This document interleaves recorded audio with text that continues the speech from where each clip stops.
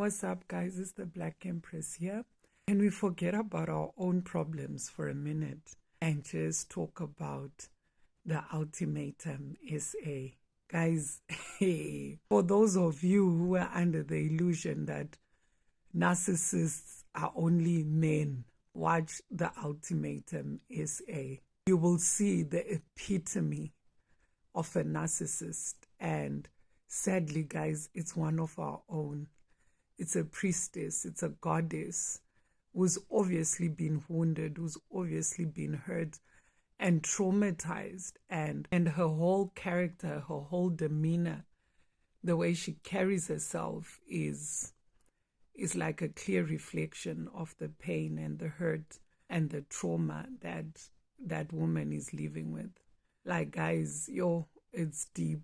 It's deep. That said, I just want to take a moment of silence for Nkateko, guys. Like, man, talk about unconditional love. You see that man, clearly he has his own traumas, his own insecurities that draw him to such a narcissistic woman. And bottom line is, guys, those two need help. Those two need help. Oh, the guy needs help for all the trauma that woman is putting him through. And the girl needs help for all the trauma she's putting that man through, and every person that crosses her path. You know, what made me want to make this video was when I watched someone talk about how Ukanya bullied them when they were in primary school, and she spoke about how it's 20 years later and clearly Ukanya is still a bully. So whatever trauma she suffered, she obviously suffered at a very young age.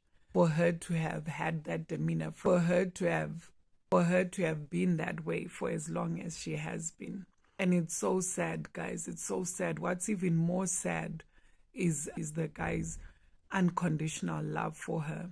And I just want to commend him for loving her regardless, you know, because we all deserve to be loved regardless of who and what we are, regardless of the pain that we carry, regardless of our character and personalities. You know, we all just want to be loved just as we are. But guys, like I always say, love without boundaries is busted compassion, and is the epitome of busted compassion. Like, I get it that you love the girl, but for your own sake, my guy, you need to put some boundaries in place. Otherwise, that woman will chew you up alive. And I don't know if you guys noticed right at the end, you know, when he was giving her the ring, after he gave her the ring and she was excited and stuff, and then he had to clarify that it was a promise ring.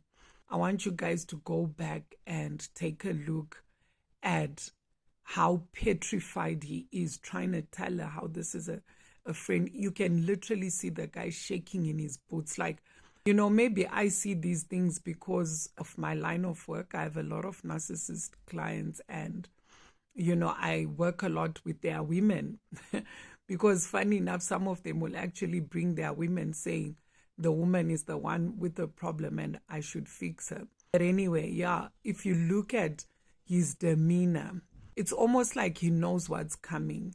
He's almost scared for his life. You know, she's clearly very violent with him. And you can see that when he's trying to go back and watch it, guys.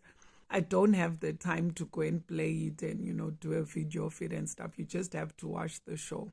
But yeah, right there at the end, you know, that's what broke my heart. You can see him almost anticipate the rage, anticipate the anger, and it reminded me of me. It reminded me of the times where I would brace myself, you know, whenever I did or said certain things, because I knew of the rage and the anger that would follow. I knew of the shaming that would follow. I knew of how, you know, I would be insulted and just, guys, you know, I'm so glad I'm healing. Otherwise, that show, that girl Kanya, would have been a major trigger for me. And I was happy to see how, in spite of all her drama and everything that she was on that show, I was able to see past that and understand her hurt and understand her pain. And as a therapist, you must pick out the root, of almost pick out, what has caused her to be the way that she is. But I know a lot of people are triggered by that show. They might not have necessarily been bullied or treated that way by Kanya, but they've had a Kanya in their lives. And I think as a country we need therapy. We need therapy after experiencing Ukanya as her authentic self. Big ups to that though. That it's quite admirable how she showed up as her authentic self unapologetically. It's something that I always preach to my clients. So that she's got down packed. What she maybe needs to work on is healing some of that pain and trauma that causes her to bleed all over everybody. So yeah, guys, I just had to. I was watching the Ultimatum and I was just shocked and I just couldn't let it go, guys. I just had to say something. It was hard to see, someone expose themselves like that on national television. Netflix is not even national. It's global. Yeah, guys, that's hectic.